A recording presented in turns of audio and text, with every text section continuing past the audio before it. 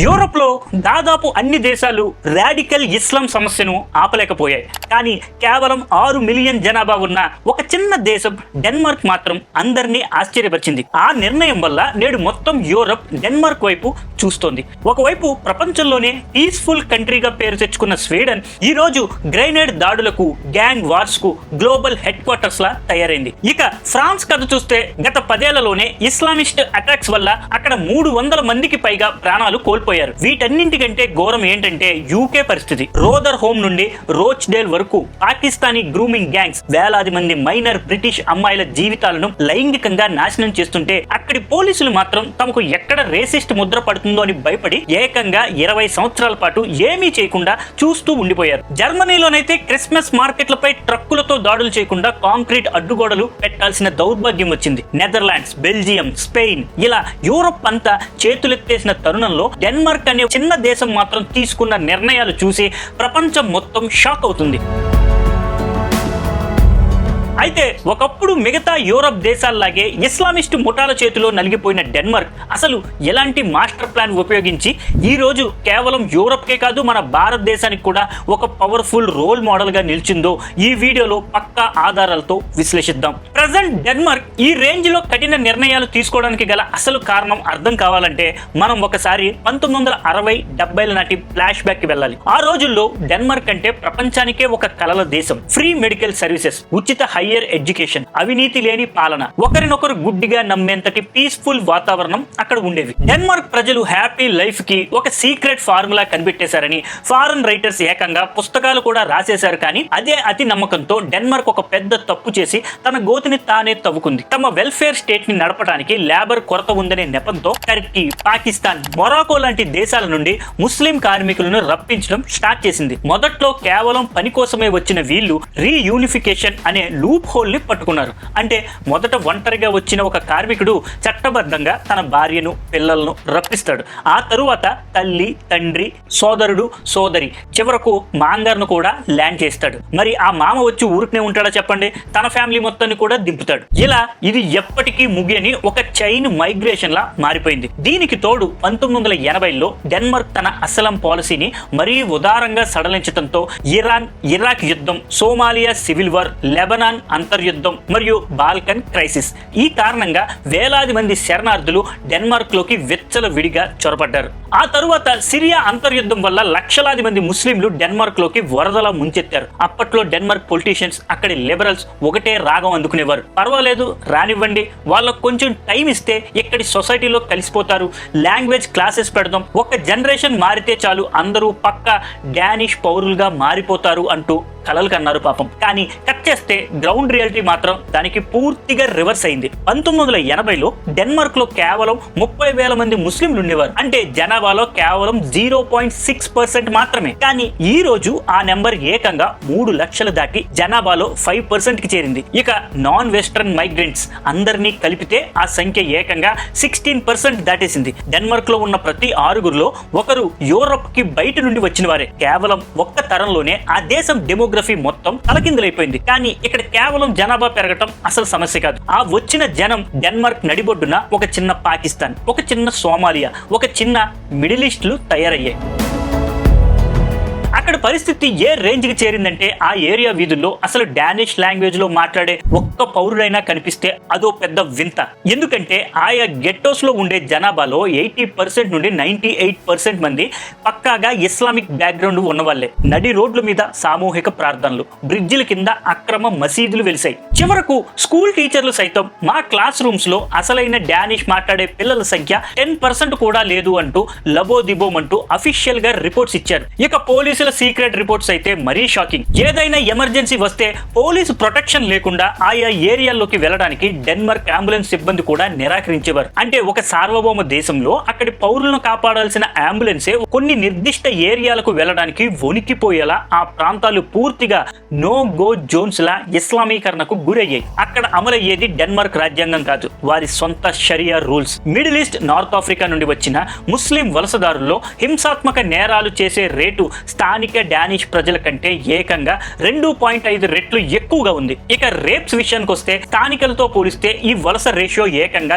7 నుండి 9 రెట్లు ఎక్కువగా నమోదైంది. ఇది ఎవరో ప్రైవేటు సంస్థలు చెప్పిన మాట కాదు, స్వయంగా డెన్మార్క్ గవర్నమెంటే ప్రతి సంవత్సరం అఫీషియల్ గా పబ్లిష్ చేసే పచ్చి నిజం. అయితే ఈ క్రైమ్ రేట్స్ ఒకటే ఒక ఎత్తు అయితే డెన్మార్క్ సమాజం కలలో కూడా ఊహించని కొన్ని ఘోరమైన సంస్కృతులు మెల్లగా ఆ దేశంలోకి ఎంటర్ అయ్యాయి. అందులో మొదటిది 2005లో జరిగిన హానర్ కిల్లింగ్. గజలా ఖాన్ అనే ఒక 18 ఏళ్ల పాకిస్తానీ అమ్మాయి వెస్ట్రన్ లైఫ్ స్టైల్ అలవాటు చేసుకోవాలని ఆశపడింది. అది వారి మతానికి విరుద్ధం. దాంతో ఆమె సొంత తండ్రి, సోదరుడు కలిసి నడి రోడ్డుపైనే దారుణంగా కాల్చి చంపేశారు. ఇక రెండోది ఫోర్స్డ్ మ్యారేజెస్. అమ్మాయిలకు కనీసం ఇష్టం ఉందో లేదో కూడా అడగకుండా పాకిస్తాన్ లేదా టర్కీలో ఉండే తమకు తెలియని ముసలి బంధువులకి ఇచ్చి బలవంతంగా పెళ్లిళ్లు చేయటం. మూడోది తమ ఇస్లామిక్ పద్ధతులకు విరుద్ధంగా నడుచుకున్నారనే నెపంతో సొంత సమాజం నుండే వెలివేయటం. ఇక నాలుగోది అన్నింటికంటే డేంజర్, అదే అనధికారిక షరియా కోర్టులు, ప్యారలల్ ఇస్లామిక్ కోర్ట్స్. డెన్మార్క్ దేశపు అధికారిక చట్టాలు కోర్టులతో మాకు సంబంధం లేదంటూ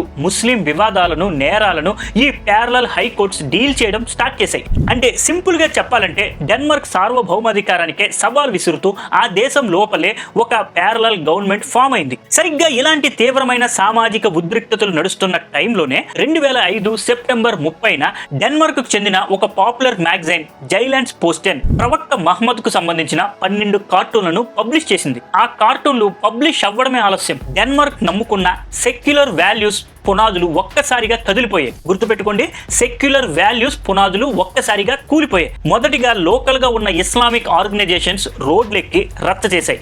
ఆ తరువాత ఏకంగా 11 ముస్లిం దేశాల రాయబారులు వచ్చి డానిష్ ప్రైమ్ మినిస్టర్ ని కలిసి వివరణ ఇవ్వాలని డిమాండ్ చేశారు. కానీ డానిష్ ప్రధాని మాత్రం దానికి అస్సలు లొంగలేదు. పత్రికా స్వేచ్ఛలో ప్రభుత్వం జోక్యం చేసుకోదు కాబట్టి నేను చేసేదేమీ లేదు అని ముఖం మీదే తేల్చి చెప్పారు. ఆ తరువాత ప్రపంచవ్యాప్తంగా ఉన్న ముస్లిం దేశాలన్నీ కలిసి డెన్మార్క్ కు ఒక రేంజ్ లో నరకం చూపించాయి. ఆ చేదు అనుభవాన్ని డానిష్ ప్రజలు ఎప్పటికీ మర్చిపోలేరు. మిడిల్ ఈస్ట్ లోని డానిష్ ఎంబసీలకు నిప్పు పెట్టారు. డెన్మార్క్ నేషనల్ ఫ్లాగ్ ను నడి రోడ్డుపై తగలబెట్టారు. డెన్మార్క్ ఎకానమీకి వెన్నెముక లాంటి డానిష్ డైరీ ప్రొడక్ట్స్ అన్నిటినీ గల్ఫ్ దేశాలు కంప్లీట్ గా బాయ్కాట్ చేయడంతో ఆ దేశానికి వేల కోట్ల నష్టం వాటిల్లింది. ఇక ఇరాన్ సుప్రీం లీడర్ అయితే ఆ 12 కార్టూన్లు గీసిన డానిష్ కార్టూనిస్ట్ ను చంపాలంటూ ఏకంగా ఫత్వా జారీ చేశారు. ఇంతటితో ఆగకుండా 2008లో పాకిస్తాన్ రాజధాని ఇస్లామాబాద్ లోని డానిష్ ఎంబసీపై భయంకరమైన సూసైడ్ కార్ బాంబ్ అటాక్ చేశారు. ఈ దాడిలో 6 అమాయకులు ప్రాణాలు కోల్పోయారు. ఆ తరువాత 2010లో సోమాలియాకు చెందిన ఒక రాడికల్ ముస్లిం యువకుడు చేతిలో గొడ్డలి, కత్తి పట్టుకుని ఆ కార్టూనిస్ట్ ఇంట్లోకి చొరబడ్డాడు. కళ్ళెదుటే చిన్న పిల్లలు ఉన్నారని కూడా చూడకుండా ఆ కార్టూనిస్ట్ ను నరికి చంపడానికి తెగబడ్డారు. కానీ ఆయన ఎంతో చాకచక్యంగా తప్పించుకుని ఇంట్లో ఉన్న పానిక్ రూమ్ లోకి దూరి ప్రాణాలు దక్కించుకున్నాడు.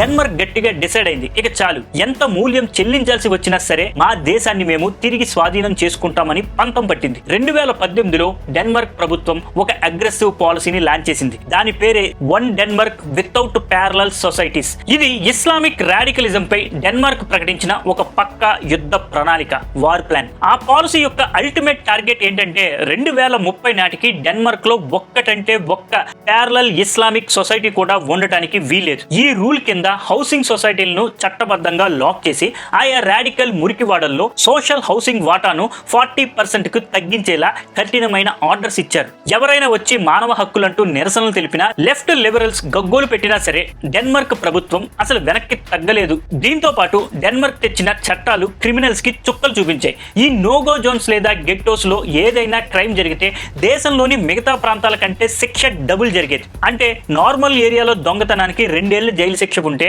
అదే ఇస్లామిక్ మురికివాడల్లో ఉంటూ దొంగతనం చేస్తే 4 ఏళ్లు జైల్లో చెప్పకూడు తినాల్సిందే. ఇక అన్నింటికంటే మాస్టర్ స్ట్రోక్ ఏంటంటే ఆ ఏరియాల్లోని పిల్లలను 1వ ఏట నుంచే తప్పనిసరిగా ప్రభుత్వం డే కేర్లకి పంపాలి. ఎందుకంటే ఆ రాడికల్ ముస్లిం పిల్లలు ఇంట్లోనే ఉంటే వారి తల్లుల వద్ద అరబిక్, ఉర్దూ లేదా టర్కిష్ లాంగ్వేజ్ మాత్రమే నేర్చుకుంటారు. పైగా చిన్నప్పటి నుంచే బ్రెయిన్ వాష్ అయ్యే ఛాన్స్ ఉంది. అదే 1వ ఏట నుంచే డానిష్ డే కేర్ కు వెళ్తే డానిష్ భాషతో పాటు అక్కడి సంస్కృతి, డానిష్ డానిష్ విలువలను సులభంగా అలవర్చుకుంటారు. దీనికి తోడు సిటిజన్షిప్ ప్రాసెస్ ఎంత టఫ్ చేశారంటే డెన్మార్క్ పౌరసత్వ పరీక్షలో ఏకంగా 30% కంటే ఎక్కువ మంది ఫెయిల్ అవుతున్నారు. ఇక డెన్మార్క్ లోకి అడుగు పెట్టే ప్రతి ఒక్కరూ ఒక వాల్యూస్ అగ్రిమెంట్ పై పక్కాగా సంతకం చేయాల్సిందే. ఆ అగ్రిమెంట్ లో ఏముంటుందంటే, మేము డెన్మార్క్ లౌకిక విలువలను చట్టాలను పూర్తిగా గౌరవిస్తాం. అంటే డానిష్ రాజ్యాంగం కంటే మా షరియా చట్టం గొప్పదని వాదించడానికి అక్కడ వీల్లేదు. బహిరంగంగా ప్రదేశాల్లో హిజాబ్ మరియు బుర్కాల పూర్తి నిషేధం. ఆ టైంలో అక్కడి జస్టిస్ మినిస్టర్ ఒక పవర్ఫుల్ స్టేట్మెంట్ ఇచ్చారు. ముఖాన్ని ముసుగుతో దాచుకోవడం అనేది డానిష్ కల్చర్ కి విరుద్ధం అని. డెన్మార్క్ లో ప్రజలు ఒకరినొకరు ముఖాముఖిగా ఫేస్ టు ఫేస్ చూస్తూ మాట్లాడుకుంటారు ధైర్యంగా అని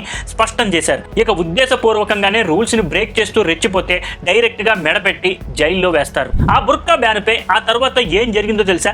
డెన్మార్క్ తీసుకున్న ఈ అల్ట్రా కఠినమైన చర్యలపై గ్లోబల్ వామపక్ష వర్గాలు, లెఫ్ట్ వింగ్ లిబరల్స్ తీవ్ర ఆగ్రహం వ్యక్తం చేస్తూ రచ్చ చేశాయి. ఇది ముమ్మాటికి మహిళల హక్కుల ఉల్లంఘన అంటూ ఆమ్నెస్టీ ఇంటర్నేషనల్ గగ్గోలు పెట్టింది.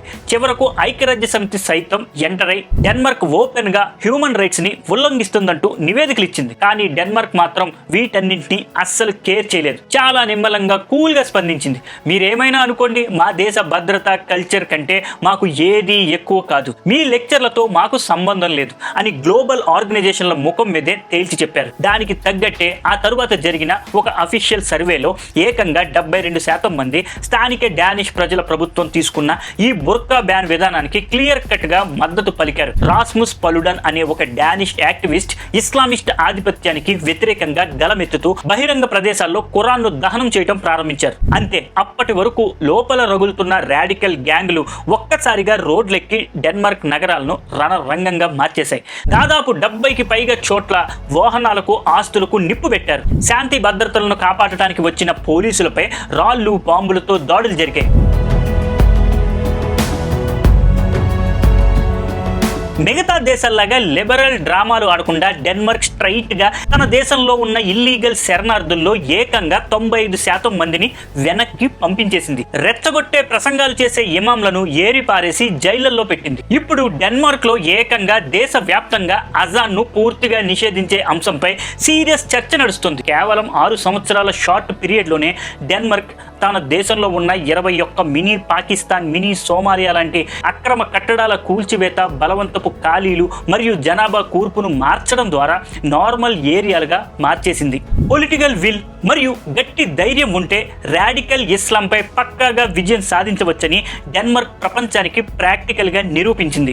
డెన్మార్క్ తీసుకున్న ఈ కఠిన నిర్ణయాల దెబ్బకి స్వయంగా ముస్లిం అయిన UK home secretary Shabana Mahmood పార్లమెంటులోనే నిలబడి మనం కూడా డెన్మార్క్ పాలసీలనే అనుసరించాల్సి ఉంటుంది అని బహిరంగంగా ఒప్పుకునే పరిస్థితికి వచ్చింది. ఇక ఇటలీ ప్రధాని జార్జియా మెలోని అయితే ఆల్బేనియాతో కుదుర్చుకున్న ఆఫ్ షోర్ డిటెన్షన్ అసలాం ప్రయోగాన్ని సమర్థించుకోవటానికి డెన్మార్క్ విధానాలనే బెస్ట్ ఎగ్జాంపుల్ గా వాడుకుంటున్నారు. జర్మనీ, ఆస్ట్రియా, నెదర్లాండ్స్ ఇలా ప్రతి చోట, ముఖ్యంగా యూరోపియన్ పార్లమెంటులో ఇప్పుడు డెన్మార్క్ పేరే మారు మోగిపోతుంది. ఇప్పుడు అసలు మ్యాటర్ వస్తే, ఈ డెన్మార్క్ ఎపిసోడ్ నుండి మన భారతదేశం నేర్చుకోవాల్సింది చాలా ఉంది. ఎందుకంటే ఒక జనరేషన్ కాలంలో డెన్మార్క్ ఎలాంటి డెమోగ్రఫిక్ చేంజ్ చూసి వణికిపోయిందో సేమ్ టు సేమ్ అలాంటి సైలెంట్ పాపులేషన్ షిఫ్ట్ మన దేశంలోనూ స్పష్టంగా కనిపిస్తుంది. మన కేరళ పరిస్థితి ఒక్కసారి గమనిస్తే మనప్పురం జిల్లాల్లో ముస్లిం జనాభా ఏకంగా 70% చేరిపోగా కాన్నూర్, కాసర్గఢ్, కోజికడ్, పాలక్కడ్ లాంటి జిల్లాల్లో ఆ వాటా 30% నుండి 40%కి ఎగబాకింది. కేరళ అఫీషియల్ యాన్యువల్ రిపోర్ట్ల ప్రకారం కేవలం 10 సంవత్సరాల షార్ట్ పీరియడ్ లోనే హిందూ జనాభా 54.73 నుండి 52.61కి పడిపోతే ముస్లిం జనాభా మాత్రం 26.56% నుండి ఏకంగా 30%కి దూసుకెళ్లింది. సరిగ్గా 1980లు 90లలో డెన్మార్క్ ఏ పొరపాటు చేసిందో ఇప్పుడు మన దగ్గర కూడా అదే జరుగుతుంది. కాకపోతే ఆ చిన్న దేశం సకాలంలో మేల్కొని ఆ జనాభా మార్పులు, లూప్ హోల్స్ ని పక్కాగా అడ్డుకోగలిగింది. కానీ మనం మాత్రం ఎప్పటికీ సెక్యులరిజం నిద్రలోనే జోగుతున్నాం. ఇక్కడ కేవలం నెంబర్స్ పెరగడం మాత్రమే తలనొప్పి కాదు. టిఎఫ్ఐ, ఎస్ఐఎంఐ మరియు ఐఎస్ఐఎస్ సానుభూతి పరుల లాంటి బ్యాండ్ ఆర్గనైజేషన్స్ కేరళ వేదికగా నెట్వర్క్స్ బిల్డ్ చేసుకుని ఏకంగా సిరియా దాకా తమ టెర్రర్ రూట్స్ ని విస్తరించడం మన అంతర్గత భద్రతకే ఒక బిగ్గెస్ట్ థ్రెట్ గా మారింది. ఇక పశ్చిమ బెంగాల్లోని అనేక సరిహద్దు జిల్లాల్లో ముస్లిం జనాభా ఏకంగా 50% మార్కును దాటేసి మెజారిటీగా మారిపోతుంటే, ఇక ఉత్తరప్రదేశ్ లోని కథ చూస్తే మరీ ఘోరం. అక్కడున్న 14 జిల్లాల్లో ముస్లిం జనాభా వాటా ఏకంగా 30% నుండి 49% పెరిగిపోయి మెజారిటీ మార్కుకి అంగుళం దూరంలో నిలబడింది. చివరిగా బాటం లైన్ ఏంటంటే కేవలం 60 లక్షల జనాభా ఉన్న ఒక చిన్న దేశం అంతర్జాతీయ ఒత్తిళ్లను తట్టుకుని నిలబడి రాడికల్ ఇస్లాంపై పోరాటంలో గెలవగలిగినప్పుడు 140 కోట్ల జనాభా పవర్ఫుల్ మిలిటరీ ఉన్న భారతదేశం ఎందుకు గెలవలేదు? భారతదేశం కూడా ఆలస్యం చేయకుండా ఈ డెన్మార్క్ కఠిన విధానాలనే ఇక్కడ అప్లై చేయాలా, లేక మన దేశ పరిస్థితులకు తగ్గట్టు వేరే స్ట్రాటజీని వాడాలా? మీ థాట్స్ ని కింద కామెంట్స్ లో షేర్ చేయండి. అలాగే ఇలాంటి మరిన్ని interest and powerful geo political analysis కోసం ఇప్పుడే మన ఛానల్ను సబ్స్క్రైబ్ చేసుకోండి. ఈ వీడియోను సాధ్యమైనంత ఎక్కువగా షేర్ చేయండి. నెక్స్ట్ వీడియోతో మళ్ళీ కలుద్దాం. అంతవరకు జై హింద్, జై భారత్.